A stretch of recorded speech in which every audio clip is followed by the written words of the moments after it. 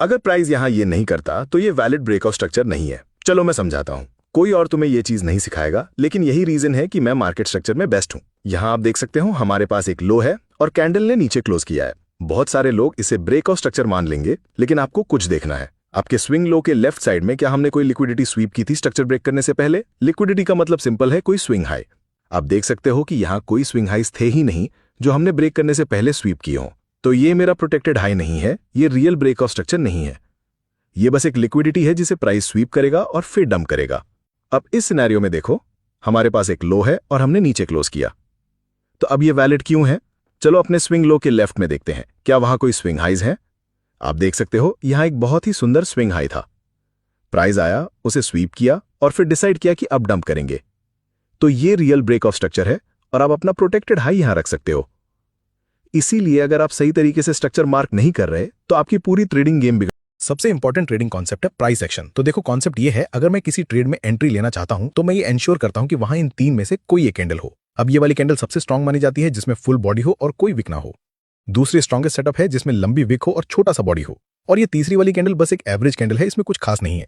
चलो अब कुछ लाइव मार्केट एग्जांपल्स देखते हैं ताकि आपको ये कॉन्सेप्ट अच्छे से समझ में आए। इस सेटअप में हमें एक परफेक्ट लिक्विडिटी स्वीप मिला है, साथ में फेयर वैल्यू गैप भी है।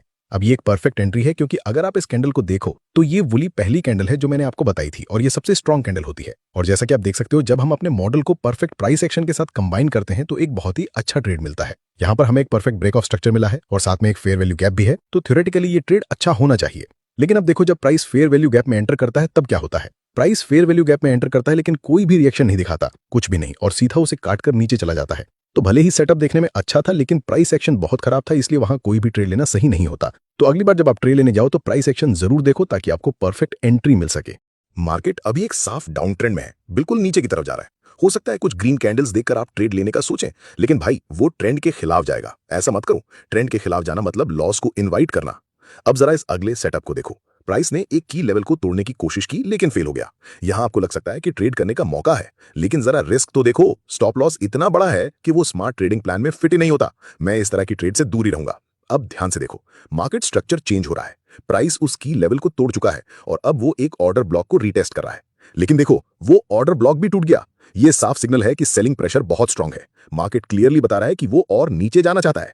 यही है मेरा मौका। मैं यही शॉर्ट ट्रेड एंटर कर रहा हूं, एक टाइट स्टॉप लॉस के साथ, और ऐसा टारगेट जो मुझे एक बेहतरीन रिस्क टू रिवॉर्ड रेशियो देगा। और देखो, मार्केट वैसे ही गिरता जा रहा है जैसे हमारी एनालिसिस ने बताया था। बस ऐसे ही करते हैं ट्रेडिंग, ट्रेंड के साथ, ट्रेंड के खिलाफ नहीं। कभी ऐसा लगता है जैसे मार्केट आपको टीज कर रहा हो, एक स्ट्रॉन्ग मूव ऊपर की तरफ और फिर बस चिल करने लगता है। ये आपका प्लेग्राउंड नहीं है। यहाँ एंट्री लेना इस नो ट्रेडिंग जोन में एक कॉमन गलती है।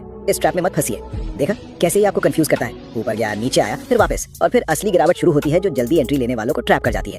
अब ये वापस डेंजर जोन में है। रेजिस्ट कीजिए एंट्री लेने की अर्ज को। ये क्लासिक रॉन्ग एंट्री है। यहाँ आप गेस कर रहे हो, स्मार्ट ट्रेडिंग नहीं कर रहे। इसके बजाय मार्केट को अपना मूव दिखाने दो। वो नीचे की विक देख रहे हो, एक पोटेंशियल सेल ट्रैप बन रहा है। बूम, सेल ट्रैप एक्टिवेट हो गया और हमें मिलता है चॉच, यानी चेंज ऑफ कैरेक्टर, जो रिवर्सल का सिग्नल देता है। अब ध्यान दो ऑबी टेस्टेड पर। मार्केट एक की लेवल को रीटेस्ट करता है। ये कंफर्म करता है कि बायर्स अब कंट्रोल में है। यही है आपका मोमेंट। स्ट्रॉन्ग बाइंग कंफर्म हो चुकी है। यही है आपकी परफेक्ट एंट्री, जहां आप सच में मार्केट के मोमेंटम का फायदा उठा सकते हो। मार्केट मोमेंटम को स्मार्टली पकड़ो।